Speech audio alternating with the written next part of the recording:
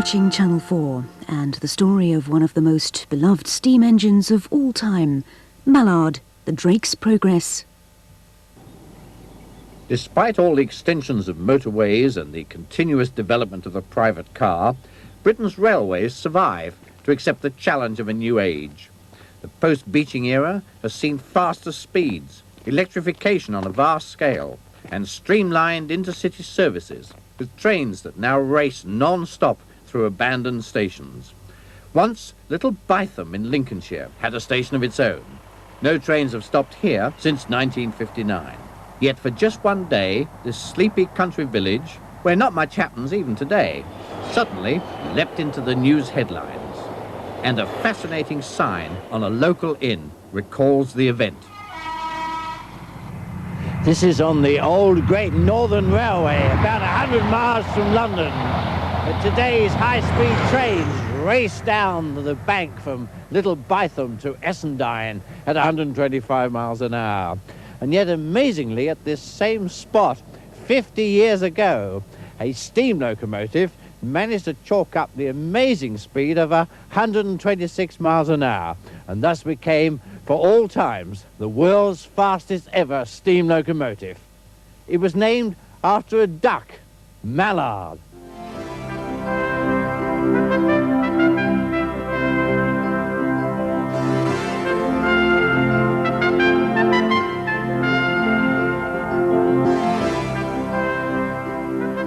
In the 1930s, the railway companies were in fierce competition for customers. And one way to ensure full trains was to create an image of reliability and speed. It was the London and North Eastern Railway who staged special stunts for the newsreels, like this one in 1932, about a race between a de Havilland Pushmoth, a speedboat, and LNER trains. It was filmed at Offord, alongside the River Ouse. History does not record who won. The locomotives that made these high-speed runs were built at Doncaster. It was here that the first engine to reach the officially authenticated speed of 100 miles an hour was built, Flying Scotsman. And it was here that Sir Nigel Gresley became Chief Mechanical Engineer for the LNER in 1923. Now, with the LNER as one of the big four, he launched a program of engine design that captured the attention of the world's locomotive producers. Here at a special open day for his fellow engineers at Doncaster, Sir Nigel Gresley welcomes his guests as they pose for a photograph around one of Gresley's latest Pacific locomotives. In Britain, it became a key part of the race for speed against the rival London, Midland and Scottish Railway, as well as claims from Germany, and France and the United States. Gresley produced at Doncaster a series of experimental designs that paved the way for the future. In 1929 came number 10,000, Hush Hush, or the Flying Sausage, as the railwaymen called it. It was a monster with a high-pressure Yarrow marine boiler. It looked good, but it didn't work. In 1934, Gresley produced another experimental locomotive, Cock of the North, seen here on test at Vitry in France. These locomotives needed accurate testing, and this is the strange vehicle that did it, a dynamometer car, attached behind the locomotive and packed with instruments that recorded exactly what was happening on the footplate. This dynamometer car had been built for the old North Eastern Railway back in 1906. In 1935, Gresley was developing locomotives to make the test car really do its stuff, culminating in the A4 Pacific engine, first built at Doncaster Works to celebrate the Silver Jubilee of King George V and Queen Mary in 1935. In the last few years, the railwaymen have done a lot to make trains more comfortable and speedier than ever. Faster trains and still faster trains has been the cry, until here we have Britain's #1 streamlined train. Gigantic, gleaming and graceful. The dignity of this huge engine is in striking contrast to its puffing ancestors, which turned every journey into a very low commotion. Think of the generations of knowledge, skill and experience behind the design and control of the Silver Jubilee, Britain's #1 train. Over the next 2 years, a struggle for speed developed. 114 miles an hour by the LMS in 1937, 124 in Germany the same year. It was now up to the men of the LNER and their colleagues from Westinghouse brakes. After all, it was no good doing 126 miles an hour if you couldn't stop. I had been appointed in 1937 by Sir Nigel Gresley himself.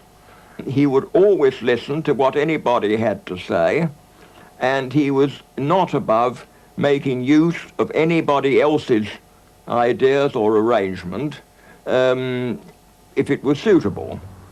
Each Monday morning I had to go and see Sir Nigel Gresley and tell him what had gone on.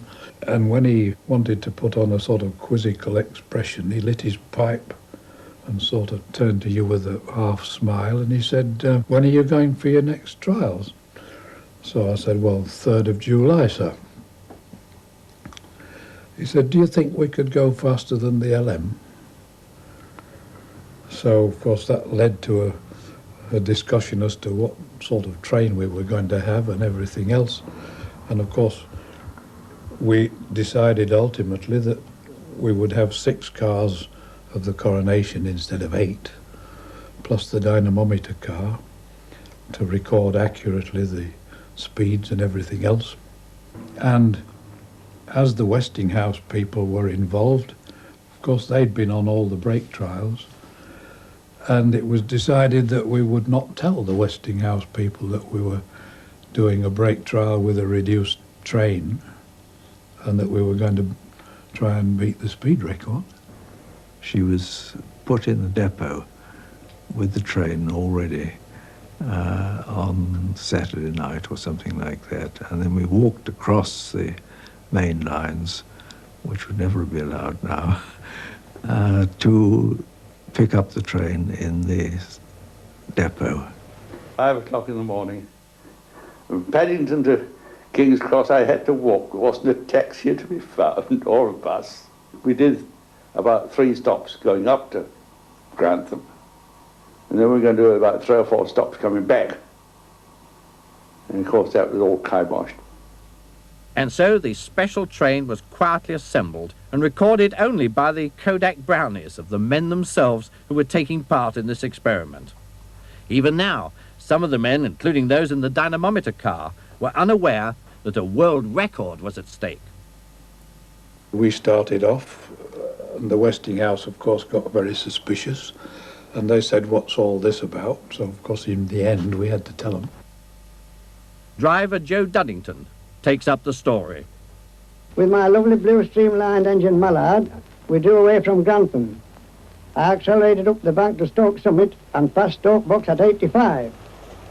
Once over the top, I gave Mallard her head, and she just jumped to it like a live thing. Then, 108, 109, 110. Go on, old girl, I thought, we can do better than this. So I nursed her and shot through a little bathroom at 123.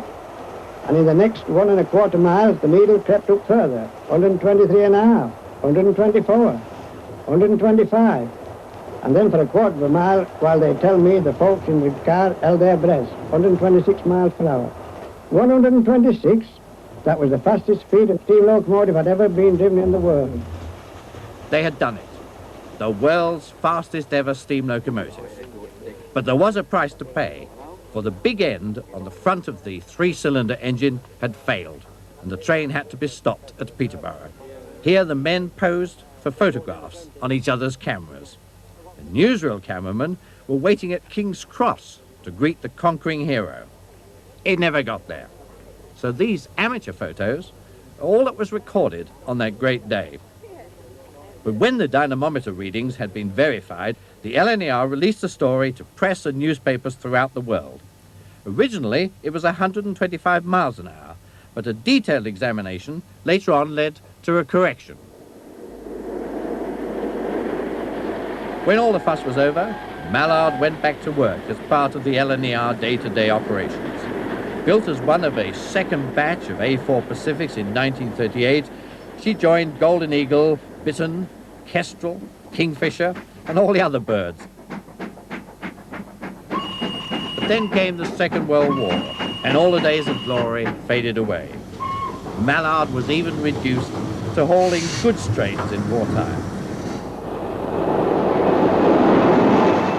The end of the Second World War found Mallard back as part of a team of steam engines pulling trains to Scotland on a daily basis, but now only for a short while.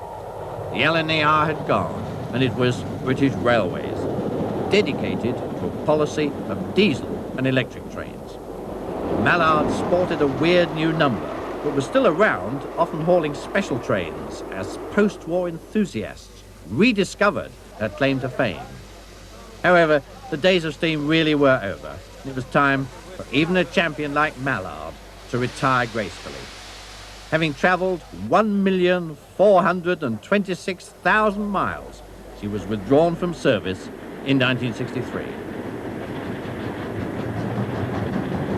In 1975, she was towed behind a diesel to York, put on display at the then new National Railway Museum.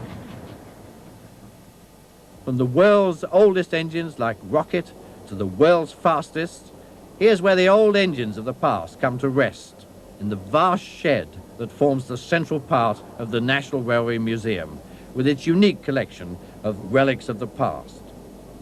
Some 2 million people a year come here to see this superb repository of our recent past. Even the all-important dynamometer car that recorded Mallard's triumph is preserved at York. Well, there was no good telling people that you've done 126 miles an hour. You had to be able to prove it. And this is how you did it. It's called a dynamometer car. And this particular one was built by the North Eastern Railway as far back as 1906. It was still in use right up to 1951. And this is where it happened. Now, in fact, normally in here, the actual speed of the locomotive isn't, strangely, very important at all. This is recording things like the steam pressure, the amount of coal that's been used, the amount of water that's been consumed on the trip, and what is to call the drawbar tension, which is actually the power of the locomotive to pull a train behind it. But on that magic day in July, this piece of paper was racing through this gadget. These little magic fountain pens were pounding away, and it was on this machine that finally up came a series of little dots and scratches, which meant that that speed had been achieved. And there it was on the record. And here it is, the actual roll that went through this machine on that July day and recorded the record. And this is the moment when the record was broken. Now, rather interestingly, it actually says on it 125 miles an hour, but these charts had to be specially technically interpreted to get it all right and balance out the various factors. And so it was finally worked out that, well, for 144 yards at any rate, the train went at 126 miles an hour.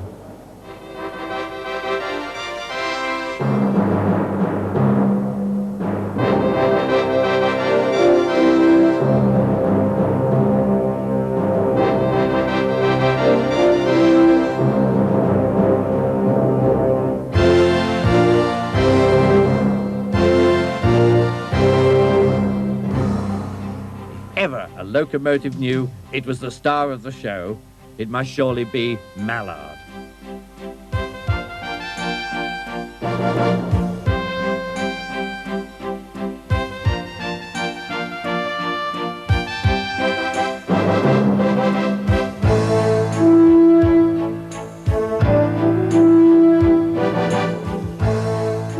The story of its journey to York is told by Dr. John Coyley, keeper of the museum.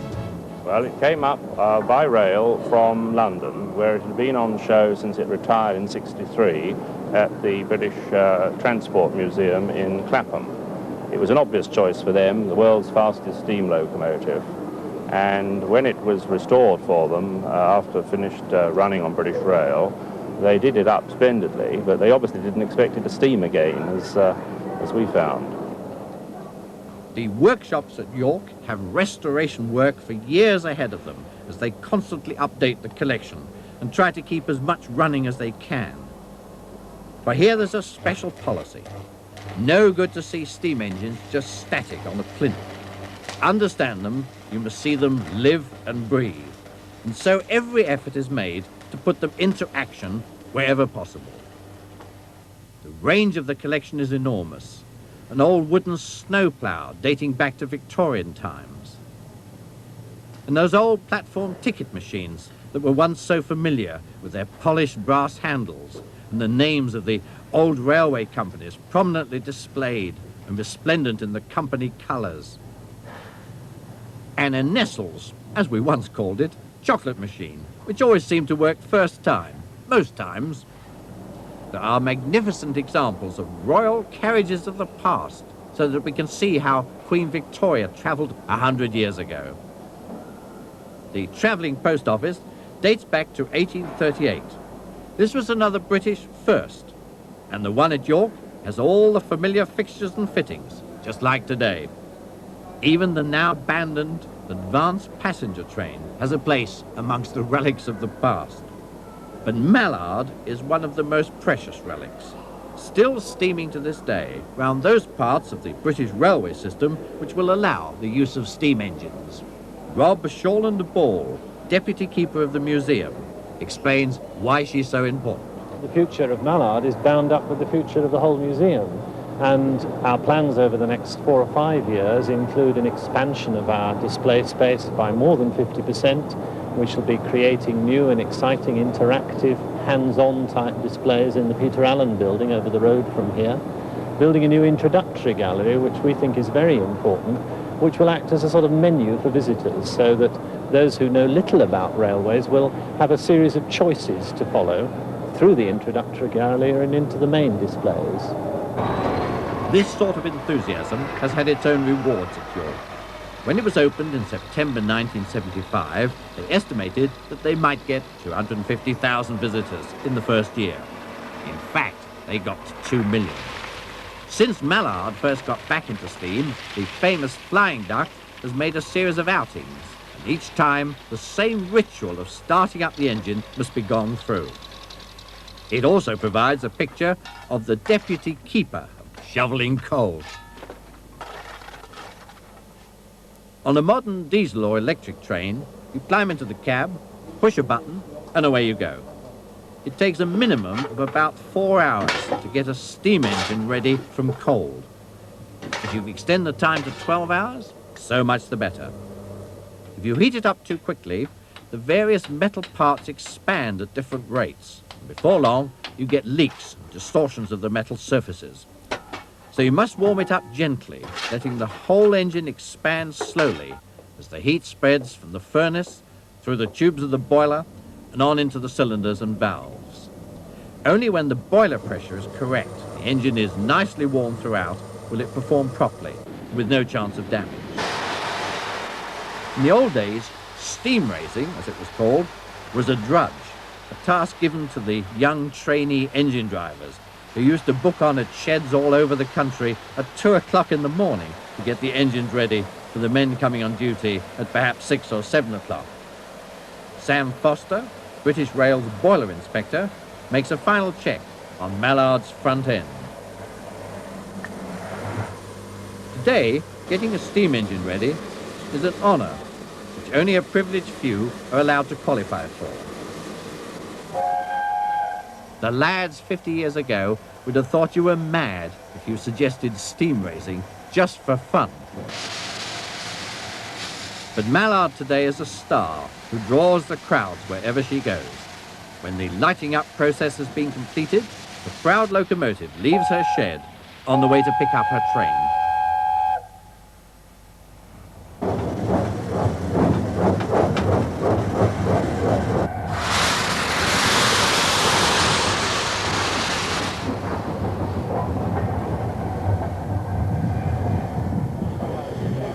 Today's trip is from Leeds to Scarborough. The crowds are out to give a super send-off to Mallard. Hauling a post office special to show off the work of the travelling post office and the issuing of a new set of stamps, the locomotive carries a special flag. The men on the footplate are ready for a brisk run, though not, I'm afraid, at 126 miles an hour. Mallard today is officially restricted to 60 miles an hour, although the old loco men say she could still do that famous speed record figure if pushed, without the big end trouble that brought her to a sharp standstill at Peterborough after her great effort. From the air, the train looks like a supermodel layout. This is a living museum with a vengeance. Today, the other star turn is the travelling post office. The system has hardly changed since it was first tried out on the Liverpool and Manchester Railway 150 years ago. Letters come in vast sacks into the travelling post office vans, and as the train goes on its way, they're sorted into pigeonholes by town and city.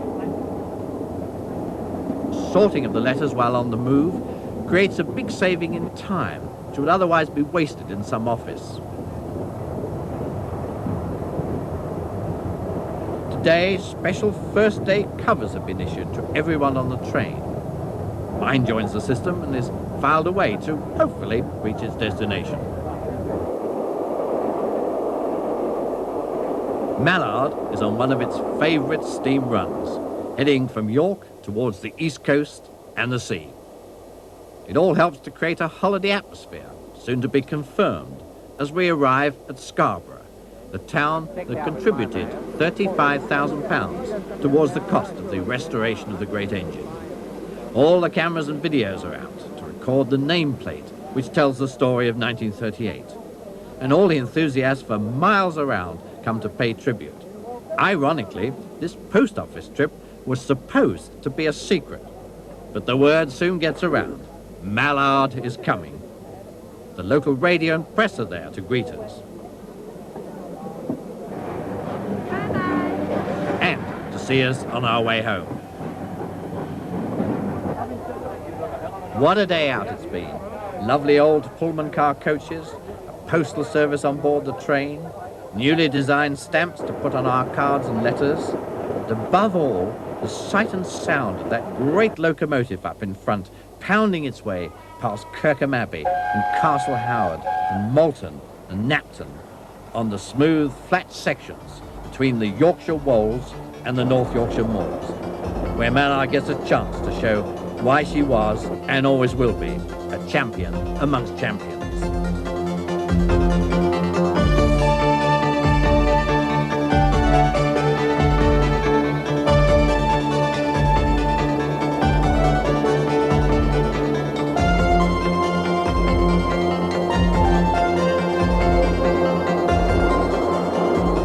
Everyone seems to join in. The endless line of photographers at every vantage point.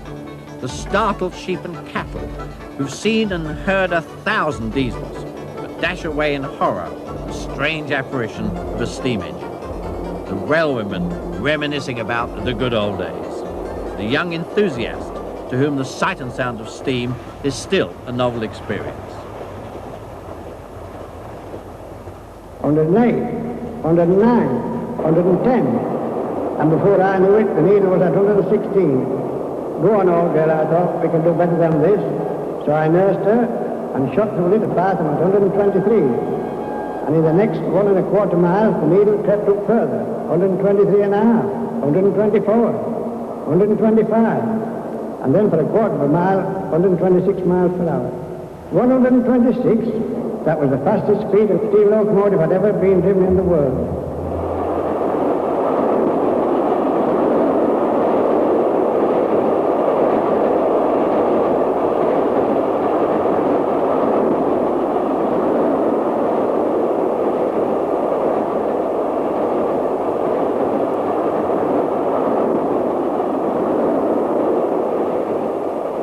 Mechanically restored and resplendent in its original livery, Mallard is indeed a rhapsody in blue, racing through the countryside, in the land where not only were railways invented, but where steam railways reached their highest peak of development half a century ago.